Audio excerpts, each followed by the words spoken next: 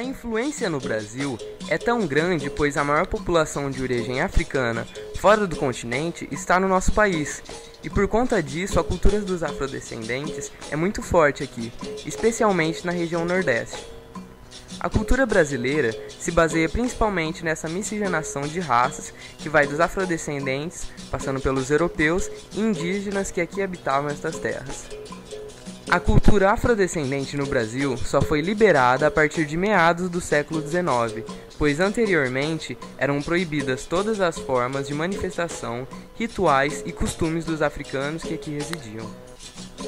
A cultura afrodescendente está presente em diversos pontos da cultura do Brasil, como por exemplo na linguagem, um vocabulário que influencia principalmente a culinária e a religião no Brasil. Neste vocabulário estão palavras que são usadas frequentemente e normalmente como caçula, cafuné, moleque, samba, entre centenas de outros. Na culinária, onde tem dois tipos de heranças culinárias. As que eram usadas originalmente como comida de santos, ou seja, refeições que serviam de oferendas às divindades religiosas cultuadas pelos negros, como acarajé, quimbebê, farofa, vatapá.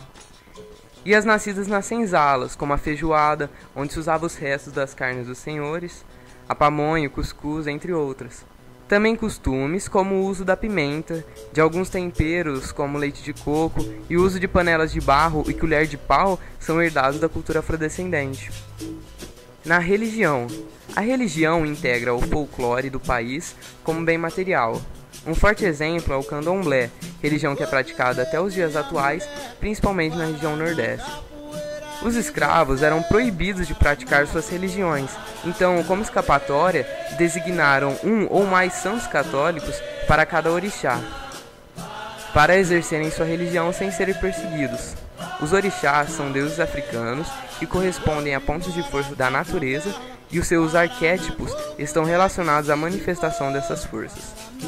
Dos orixás de origem africana se tornaram mais populares os seguintes: Oxalá, Xangô, Yansan, Oxum, Ogum, Oxóssi, Omolu, Iemanjá, Ibejis e Exu. Folclore. O folclore é entendido como um conjunto de manifestações espirituais, materiais e culturais de origem popular, transmitidos via oral ou pela prática de geração em geração. Compreende assim as tradições, festas, danças, canções, lendas, superstições, comidas típicas, vestimenta e artesanato cultivado especialmente pelas camadas populares como folclore. A escravidão foi responsável pela contribuição africana para o folclore, principalmente porque os negros eram trazidos de diversas áreas do velho continente, assim tornando o folclore brasileiro um dos mais diversos do mundo. Dança. Com a dança, temos vários exemplos. Um deles é o frevo, que teve origem na capoeira, cujos movimentos foram estilizados para evitar a repressão policial. O nome vem da ideia de fervura, pronunciada incorretamente como frevura. É uma dança coletiva executada com uma sombrinha que serve para manter o equilíbrio e embelezar a coreografia.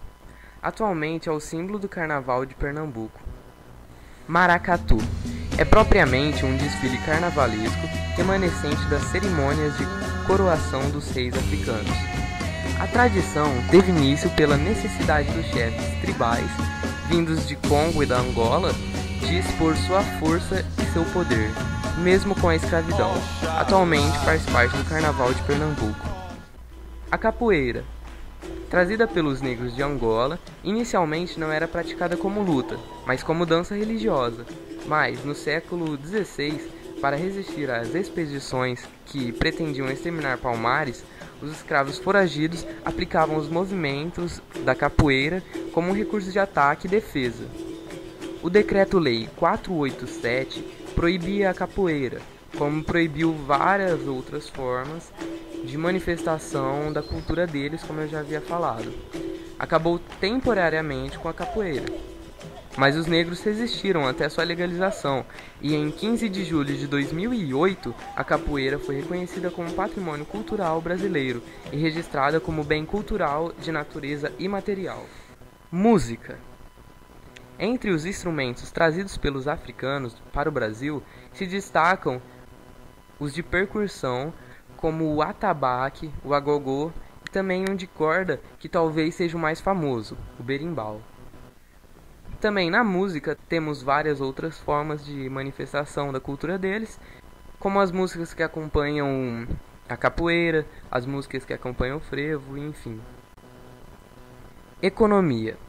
O principal motivo que acarretou a formação do Brasil foi para a extração de minerais, sendo os principais o ouro, ferro, prata e diamante, além dos vegetais como a madeira e outros. E os negros eram usados como escravos para o trabalho, e mesmo após a abolição da escravidão, sofriam com salários baixíssimos, assim fazendo com que os donos de fazendas e de mineradoras, por exemplo, lucrassem mais, já que a mão de obra trazia poucos gastos.